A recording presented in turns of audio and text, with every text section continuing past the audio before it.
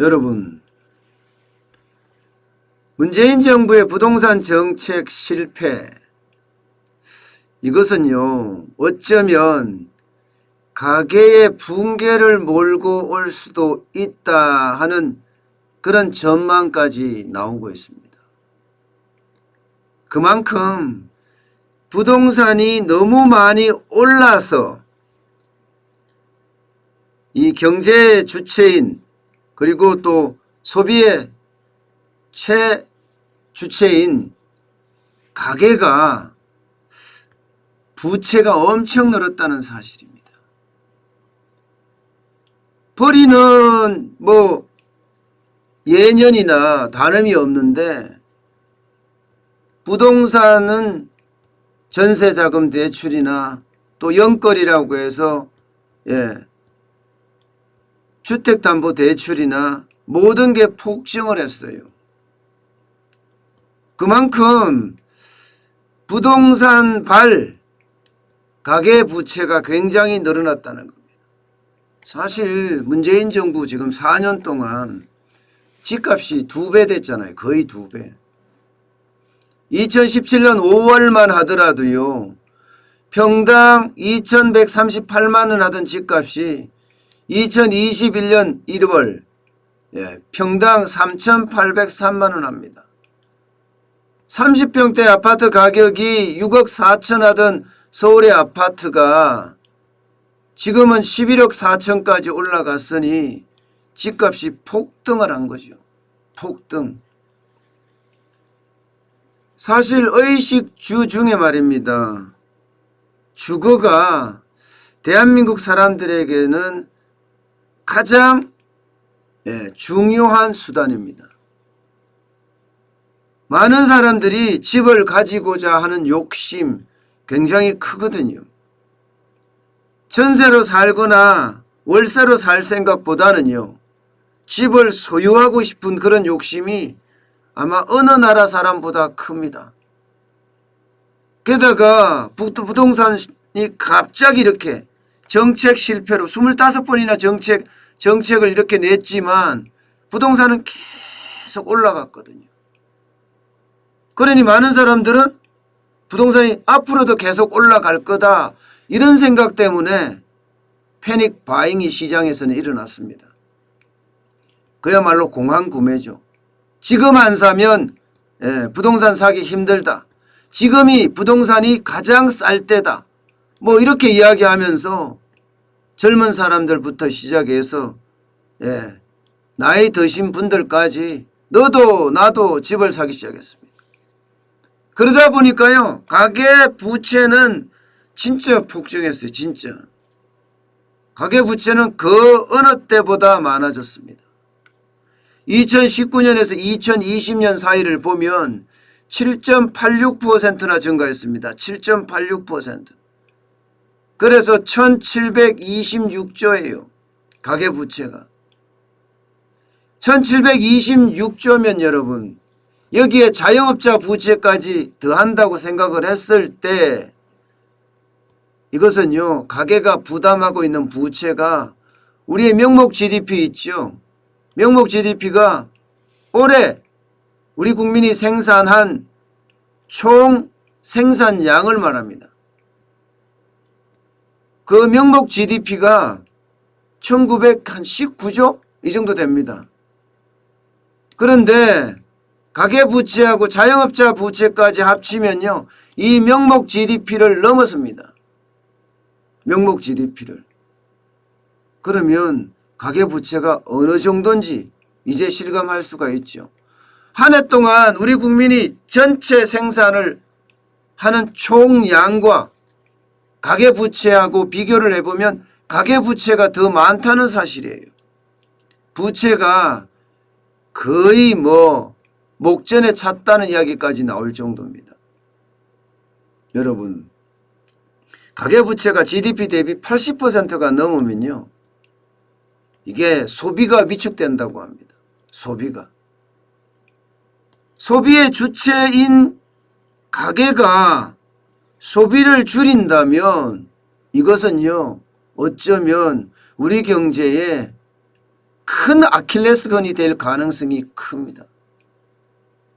소비를 줄인다는 것은 시장은 소비와 수요와 공급의 법칙에 의해서 움직이는데 이 소비가 줄인다는 것은 수요가 줄어든다는 이야기잖아요.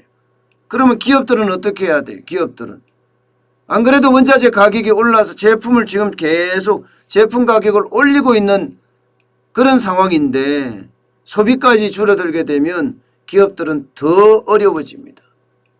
그야말로 스태그플레이션이 그대로 노출될 수 있는 거죠. 스태그플레이션이라는 게 고물가 저성장입니다. 고물가 저성장.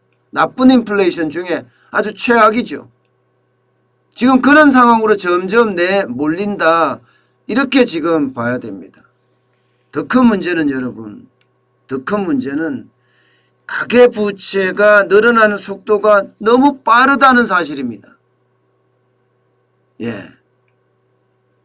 가계부채가 보면요. 중국이 12.2%로 빠른 속도로 늘어나고요. 그 다음이 우리가 대한민국이 3위입니다. 3위. 그만큼 빠르게 지금 올라가고 있습니다. 부채 비율이 3위라는 건 속도가 그만큼 빨리 오른다는 거잖아요. 글로벌 평균으로 봤을 때는 4 정도 퍼센트포인트 유지를 하는데 우리는 7.6이니까 앞서 보여드리는 것처럼 지금 세계에서 세 번째입니다. 이렇게 됐을 때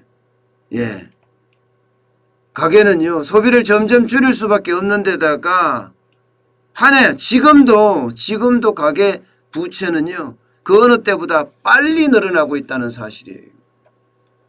보시는 것처럼 2월 달에도 6조 7천억 원이 늘어났습니다. 1월 달에도 7조 6천억 원이 늘어났고요.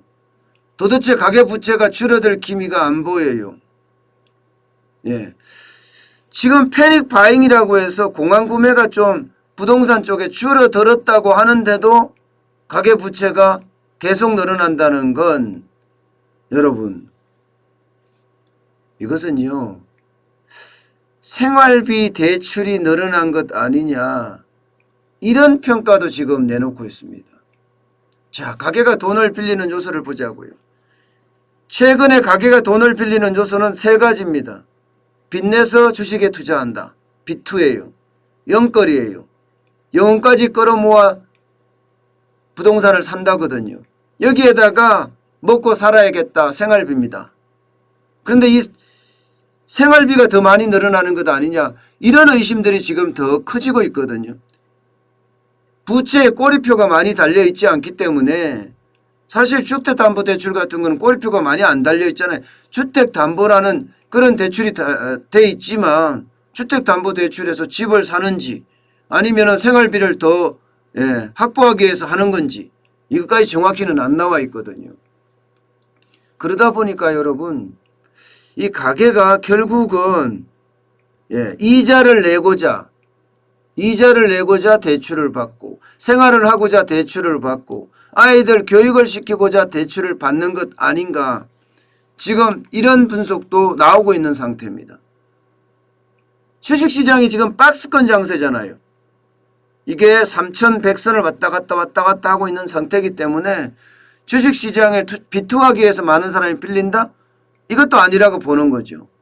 여기다가 부동산도 지금 2월 들어서서부터는 거래 절벽이라고 이야기할 만큼 부동산 거래가 떨어지고 있거든요. 이런 상태에서 또 너무 많이 빌리는 것도 아니다. 결국은 먹고 살기 위해서 생활비 대출을 받는 것 아니냐. 이런 의심을 지울 수가 없습니다. 그만큼 가계는 소득이 줄었다는 이야기예요. 실제로 보면 일해서 번 돈도 줄어들었죠. 0.5%가 줄어들었고요. 사업에서 번 돈도 5.1%가 줄어들었습니다. 이건 작년 4분기 기준이긴 하지만 작년 내내 가계는요. 일해서 번 돈도 줄어들고요. 사업에서 번 돈도 계속 줄어들었습니다. 그러니 가계가 쓸 돈이 없다고 이야기할 만큼 그만큼 힘들었다는 이야기거든요.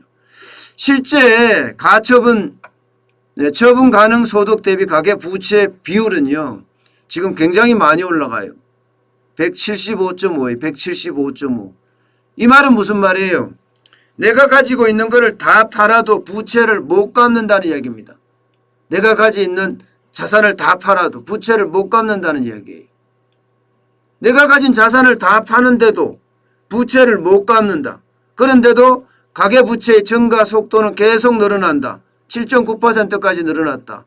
여기다가 처분 가능 소득 증가율은 이제는 마이너스로 계속 꼬꾸라지고 있다.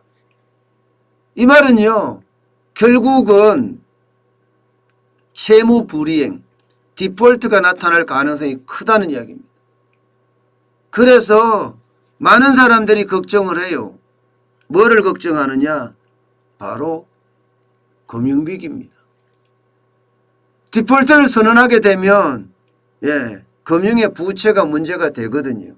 가계부채가 1726조까지 올라간 상태에서요. 이게 최근에 들어서서 경기가 회복이 안 되는 상태거든요. 그래서 생활비 대출이 계속 늘어나요. 그런데 만약에 말입니다. 금리가 지금처럼 발작을 일으키고 여기에다가 가계부채에 부담이 돼서 사람들이 아파트를 내던진다면 그러면 아파트 시장에 지금 뭐 공급이 부족하다고 하니까 만약에 내던졌을 때는 부동산에 어떤 공급이 일어난다는 이야기예요. 그럼 부동산이 떨어질 수도 있거든요. 떨어질 수도. 지금 그 어느 때보다 가계부채는요 위험스럽다. 위험스럽다. 이게 금리가 오르는 자체가 결국은 가계부채에 큰 영향을 주지 않겠느냐 이런 예측을 하고 있습니다. 사실 미국 10년물 국채금리가 또 오르고 있어요. 지금 1.71, 1.77까지도 오르고 있거든요. 국채금리가 오른다는 것은 대출금리가 오른다는 이야기예요. 대한민국도 마찬가지입니다. 대한민국도 10년 만기 국채금리가 지금 2.1까지 올라갔습니다. 2.1까지. 대출금리가 오르면 오르는 만큼 그만큼 충격을 줄 수 있다는 이야기입니다. 지금 신용대출만 하더라도 3.61%로 역대 최저죠. 최고입니다. 최저가 아니라 최고요. 여기다 주택담보대출도 2.6%대로까지 올라갔잖아요. 주택담보대출도. 결국은 이게 금리가 올랐을 때 그리고 실물경제가 제 역할을 못해줬을 때 가계부채 폭탄은 터진다. 지금처럼요. 가계부채가 가장 걱정되는 것은요. 코로나19가 지금 4차 대유행으로 간다는 사실이에요. 지금은 500명대가 늘어나지만 만약에 이게 4차 대유행으로 번지면서 이게 1000명, 2000명대까지, 3000명, 4000명대까지 늘어난다면요. 지금까지 쌓여왔던 그 바닥 경제의 어떤 악재가 결국은 터질 가능성이 크다는 거예요. 터질 가능성이. 그 경우는요. 가계가 무너지기 때문에 가정경제가 무너지기 때문에 그 어떤 때보다가 심각한 양상을 가져올 수도 있습니다. 저는 결국은 부동산 때문에 사실 부동산 때문에 가계부채가 많이 늘어났거든요. 그런데 그 부동산 때문에 금리 발작이 일어날 가능성도 있고요. 지금은 벌써 금리가 올라가고 있으니까요.